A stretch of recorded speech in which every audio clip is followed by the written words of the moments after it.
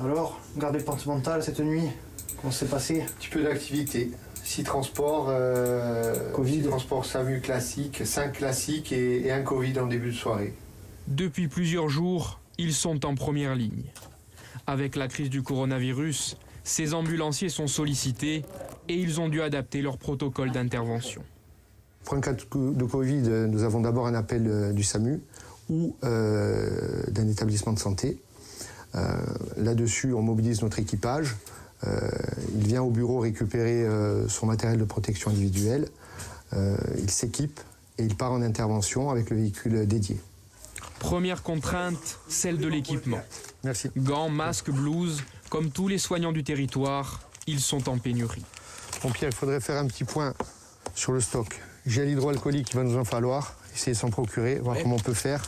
Deuxième contrainte, celle du nettoyage. Ici, 2 véhicules sont dédiés spécifiquement au transport de patients atteints du coronavirus. Après chaque voyage, il faut désinfecter l'ambulance. Impossible de repartir sans cette opération qui peut durer jusqu'à 2 heures. D'abord, videz le véhicule, nettoyez au détergent toutes les surfaces du véhicule. Vous rincez tout le véhicule puisque vous avez passé le détergent. Et après, dernière étape, javel, c'est-à-dire 4 litres d'eau froide avec 1 litre d'eau de javel. Et vous désinfectez tout le véhicule à la javel.